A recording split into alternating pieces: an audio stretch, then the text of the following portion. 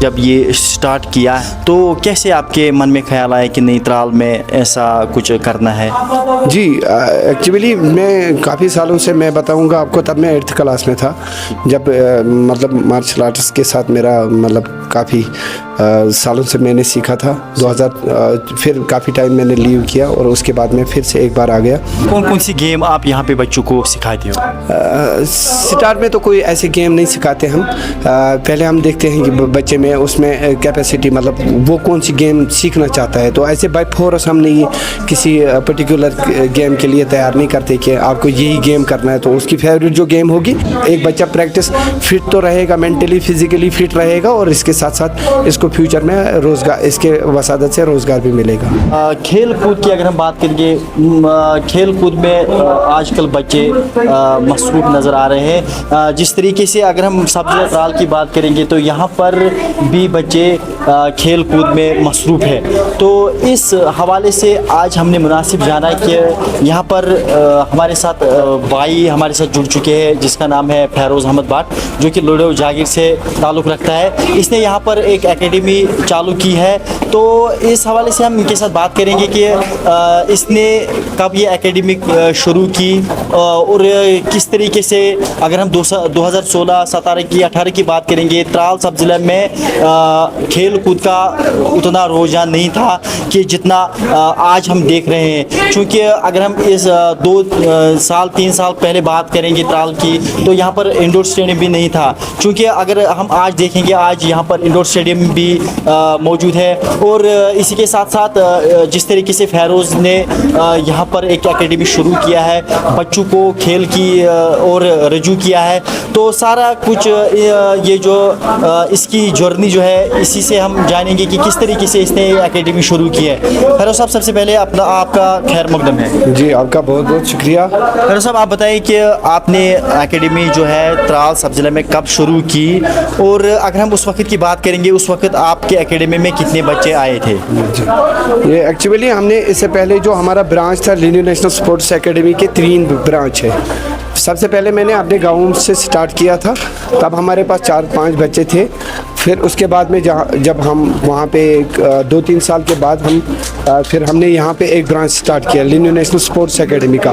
हमारा और एक ब्रांच है जो इंडोर बजवनी में प्रैक्टिस कर रहा है, और ये हमारा यहाँ पे मेन बस स्टैंड में हमारा एक क्लब है। यहाँ पर भी काफ़ी सारे बच्चे आ रहे हैं, जैसे कि आप देख रहे हो। तो जम्मू कश्मीर की सबसे बड़ी स्पोर्ट्स एकेडमी जो है यहीं पे है, त्राल में।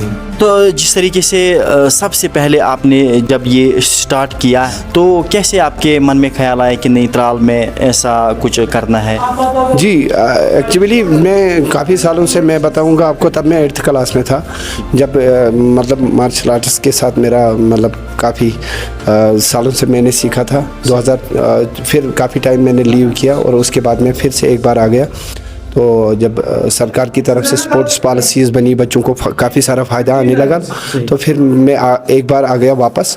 और अभी हमारी मेहनत चल रही है, काफ़ी टाइम से हम बच्चों के साथ जुड़े हैं और अल्हम्दुलिल्लाह काफ़ी हद तक हमारे बच्चों को फ़ायदा मिल रहा है। हमारे काफ़ी सारे बच्चे जिन्होंने नेशनल खेला और वहाँ पे भी अचीवमेंट हासिल की, किसी के बहुत सारे मेडलिस्ट भी है। अगर आप देखोगे तो इस साल भी हमारे काफ़ी सारे बच्चे हैं जो नेशनल लेवल मतलब क्वालिफाई कर चुके हैं और अलग अलग डिसिप्लिन में वो प्रैक्टिस करते हैं। जिसका जैसे मन चाहेगा वो उसी हिसाब से हम बच्चे को उस गेम के लिए तैयार करते हैं। सबसे पहले जब आपने स्टार्ट किया त्राल में, तो उस वक्त कितने बच्चे थे आपके पास, और आज की अगर हम बात करेंगे तो आज आपकी एकेडमी में कितने बच्चे? जब मैंने स्टार्ट किया 4 से 5 बच्चे आ रहे थे मेरे पास। तो उसके बाद में धीरे धीरे लोग जुड़ते गए। तो उसके बाद में हमारा दूसरा ब्रांच स्टार्ट हो गया, अब उसके बाद में तीसरा ब्रांच स्टार्ट हो गया।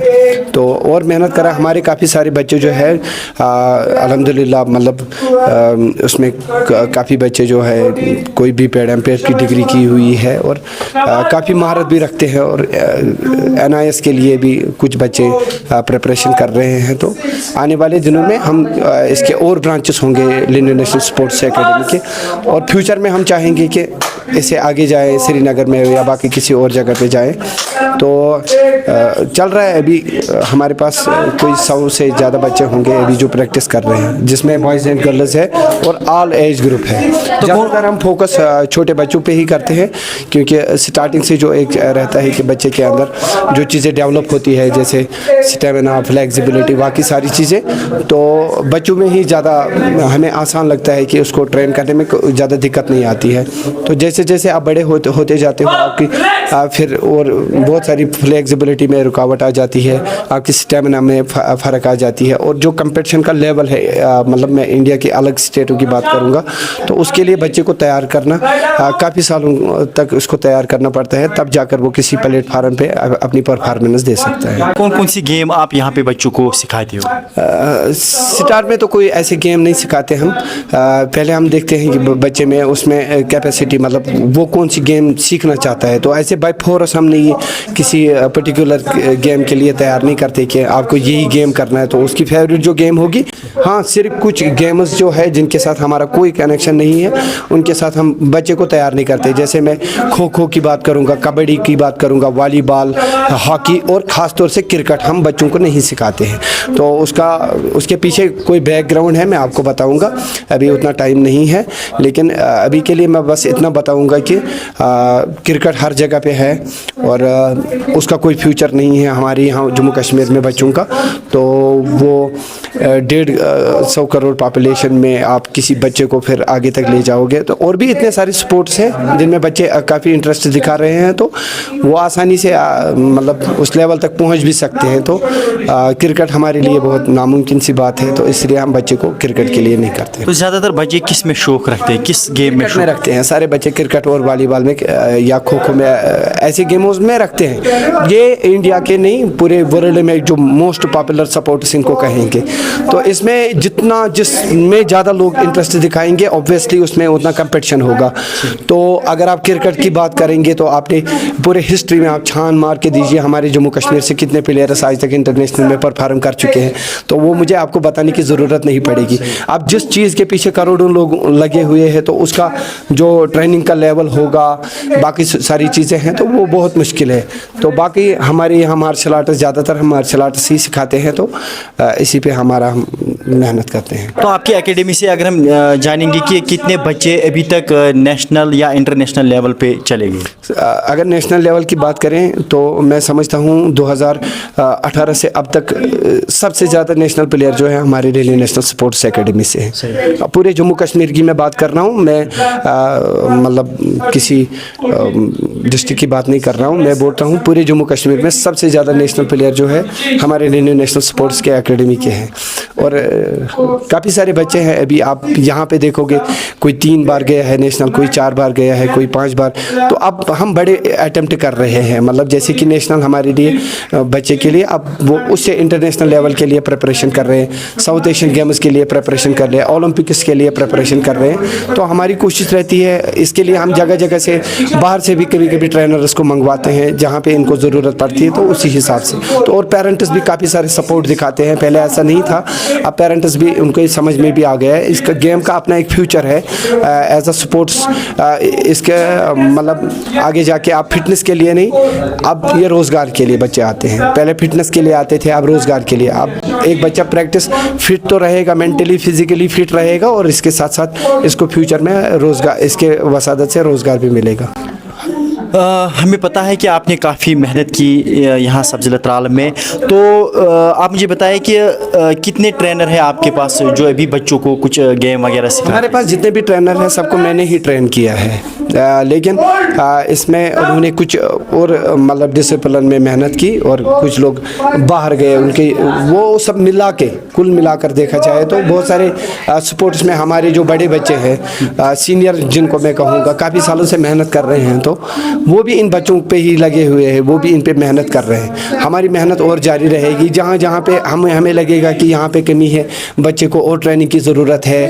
बहुत सारी चीज़ों का ख्याल रखना पड़ता है। बच्चे को नेशनल या इंटरनेशनल प्लेटफार्म तक ले जाने के लिए आपको काफ़ी सारी चीज़ों का सामना करना पड़ता है। स्टार्टिंग में ये बहुत मुश्किल सफ़र था मेरे लिए, ख़ास तौर में अपनी बात करूँगा, बहुत ज़्यादा मुश्किल था, बहुत सारे सवालात मेरे सामने खड़े थे, तो मैंने उनका सामना किया। पहले लोगों को समझ में नहीं आता था कि ये मार्शल आर्ट है, शायद इसमें लड़ाई झगड़े करने के लिए बच्चे को ट्रेन करना है, तो फिर धीरे धीरे आप लोगों को समझ में आ गया है, मेंटल ग्रोथ के लिए है, फिजिकल फिटनेस के लिए है, या बाकी मैं कहूँगा मतलब एक ड्रग अवेयरनेस जो मूवमेंट है उसमें काफ़ी सारे लोग दिलचस्पी दिखा रहे हैं, लेकिन ये प्रैक्टिकल है। यहाँ पर बच्चे को खुद समझ में आ जाता है कि मुझे अपने फिटनेस के लिए क्या कुछ करना पड़ेगा। ये एक मैं कहूँगा कि जिस तरह से आप लोहा और सोना किसी सोनार के पास ले जाते हो तो वो आपको डिसाइड करके देता है कि सोना इसमें क्या है, लोहा क्या है। तो ये एक यहाँ पे जो है यहाँ से बच्चे को पता लग जाता है कि मैं फिज़िकली कितना फिट हूँ, मैं मेंटली कितना फिट हूँ, और उसके लिए मुझे क्या करना पड़ेगा। ऑब्वियसली जब बच्चे यहाँ से ट्रेनिंग करके निकल जाता है, 2 घंटे का सेशन रहता है, तो उसके बाद में वो चीज़ें अपने आप वही चीज़ें ढूंढना शुरू करता है जिससे उसको फिटनेस के लिए चाहिए, तो वो उन चीज़ों के पीछे भागता है। वो ऐसी किसी चीज़ के पीछे नहीं भागेगा जो उसकी सेहत को नुकसान पहुंचाएगा। सब्ज़ा तराल की अगर हम बात करेंगे तो यहाँ पे बच्चे जो है काफ़ी इंटरेस्ट रखते हैं गेम में, सारे बच्चे रखते हैं, और मुझे जो बच्चे चाहिए, मैंने जो अपनी तरह से जो रूल्स रेगुलेशन कहेंगे या क्राइटेरिया रखा हुआ है, वो सिंपल सा क्राइटेरिया है। उसमें मैंने रखा हुआ है कि जिसका फैमिली सपोर्ट होगा और बच्चा मतलब एजुकेशन पे ज़्यादा मेहनत करता होगा, मुझे वही बच्चे चाहिए। तो मैंने अपनी तरह से यही रूल्स रखे हुए हैं, जो भी बच्चा मेरे पास आता है वो एजुकेशन में टॉप हो, तब जाकर फ्यूचर में उसका कोई फ़ायदा आएगा। जब यहाँ से वो अगर वो मेडलिस्ट बनता है तो उसका कोई फ़ायदा उठाया जा सकता है। हमारे पास जितने भी सारे स्टूडेंट्स हैं सब पढ़े लिखे और अल्हम्दुलिल्लाह अच्छी खासी उनकी पढ़ाई चल रही है। तो क्या शेड्यूल रहता है आपका यहाँ पे अगर हम एकेडमी की बात करें? स्कूल की टाइमिंग सबसे पहले ये जो स्कूल से आ जाते हैं, उसके बाद में हमने अगर कोई त्राल का है तो वो दूसरे क्लास में आएगा, कोई दूर से आ रहा है तो यहीं पे उसका स्कूल है तो वो पहले आ जाता है। तो उसी हिसाब से हमने 1 घंटे का सेशन यहाँ पे रहता है, और संडे हमारे क्लासेस होती है। फिर सारी जो जितने भी हमारे ब्रांचेस हैं वो एक जगह पे जमा होके उनका हम एक टेस्ट लेते हैं, कितनी प्रिपरेशन हो गई, अब और जाके क्या करना है। अभी हाल ही में स्कूल गेम्स चल रहे हैं तो हमारे काफ़ी सारे बच्चे उनमें सिलेक्ट हुए हैं, उन पर मेहनत चल रही है कि आगे जोनल लेवल से क्रॉस करके वो नेशनल लेवल तक कैसे जाएंगे, तो इसी पे मेहनत चल रही है। चलो बहुत बहुत शुक्रिया, आपने अपना कीमती वक्त दिया। तो नाज़रीन, आपने देखा कि किस तरीके से फैरोज़ अहमद ने अपना एकेडमी जो है किस तरीके से यहाँ पर इसने लॉन्च किया है और कितनी मेहनत की है इसने इस एकेडमी पे। और आप खुद भी देख सकते हो कि किस तरीके से यहाँ पे बच्चे जो इस एकेडमी में आते हैं और यहाँ पे मुख्तलिफ़ खेल जो है वो सीखते हैं।